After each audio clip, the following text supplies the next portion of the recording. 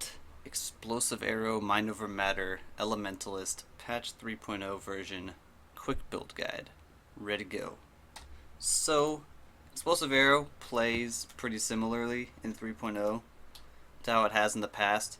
I'm going to throw a map right in here, run through this while I go over some of what's new, what's the same. But the big change is obviously the double dipping nerfs have greatly hindered the single target DPS of the build, at least in the way that it was normally played, which was generally done with a weapon swap where you focus on still explosive arrow but only the ignite damage. That doesn't work very well anymore, and it kind of caused a lot of people to quit even trying the build early.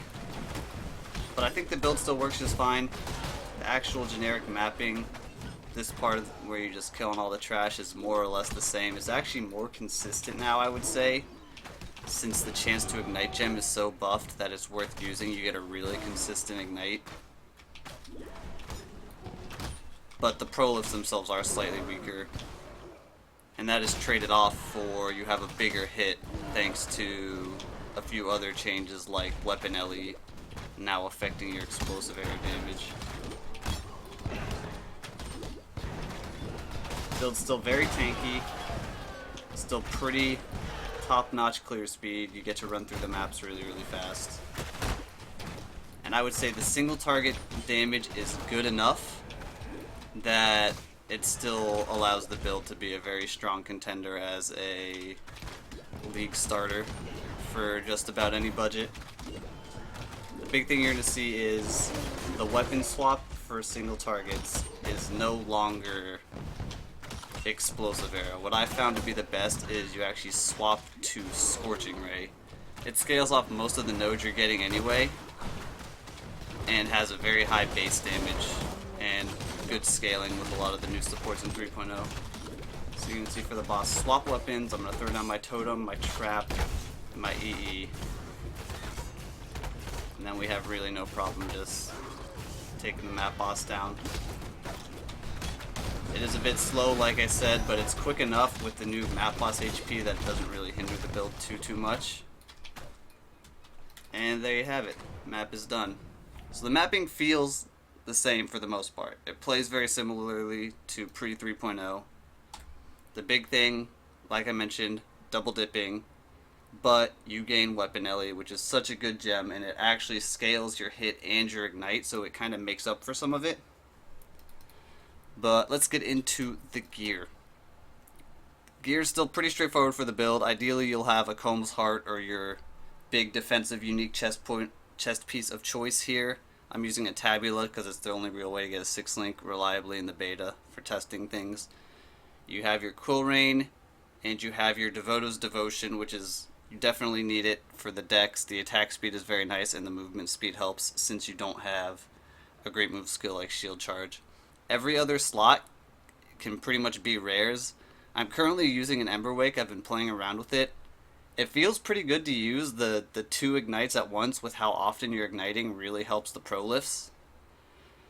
And then the quiver, you can see I'm using a rare quiver.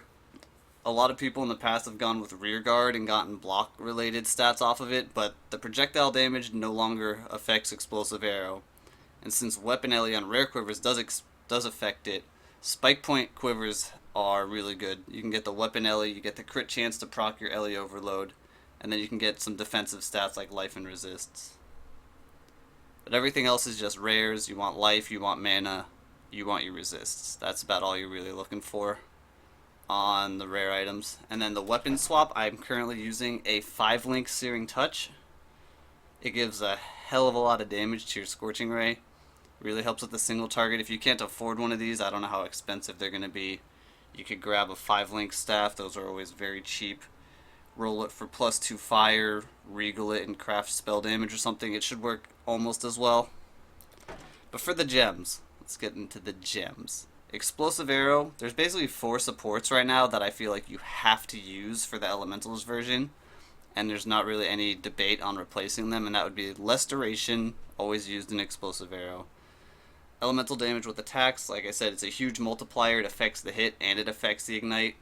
Same with chance to ignite, it now has more fire damage, which affects the hit and the ignite, and gives you the very consistent ignites, which synergizes really well with Ember Wake specifically, since you're igniting almost every enemy you hit, so anything that runs up late is always going to run into double ignite prolifs.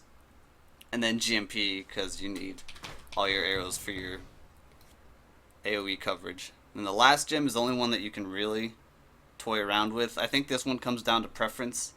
I've been using burning damage a lot lately. Ever since I grabbed the Ember Wake, I feel like it works really well. Alternatively, you can use Fire Pen. This one's more consistent because you're not really relying on ignite damage. You can just kill things up front with your hits.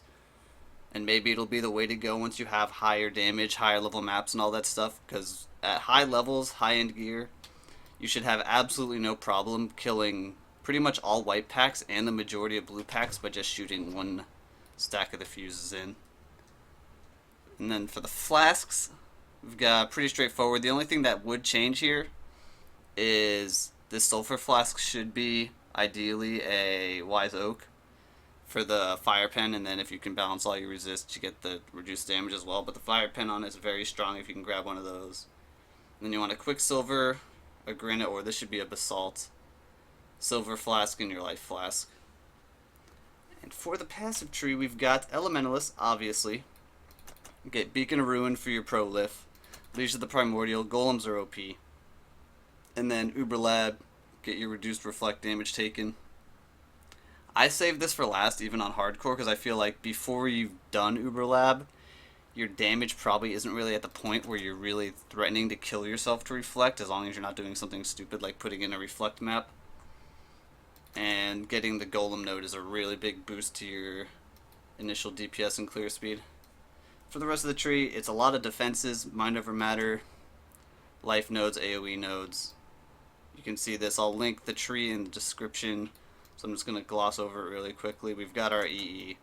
Things that are missing on this tree that I would get when I level up, because this character is actually only level 79. I'm very low level at the moment.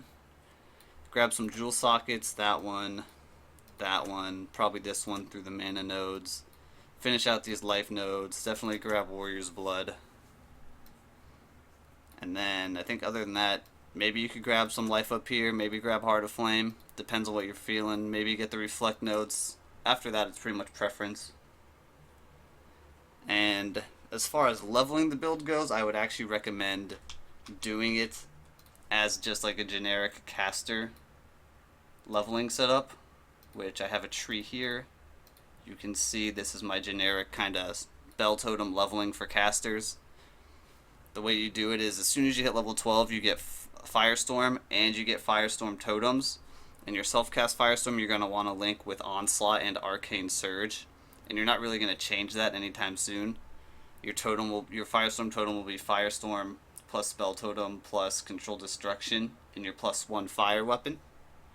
And you'll kind of keep that until level 28, at which point you get Flame Blast. You can start swapping Flame Blast into the totem for bosses, and then a little bit after that, probably level 33, 34, when you finish normal lab, you're going to want to grab the Golem node right away, and you can get your 4-link item and immediately switch to dual Flame Blast totems, and just use the dual Flame Blast totems all the way through to level 60, level 70, level 80, whenever you feel like swapping to Explosive Arrow.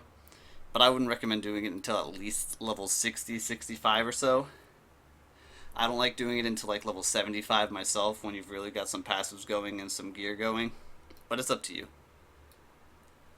And I believe that about covers the whole thing. If you have any questions about the build, you can leave them in the comments. I'll try to get to them as best I can. I hope you guys enjoy it and have some fun with Explosive Arrow in 3.0. I'll see you next time.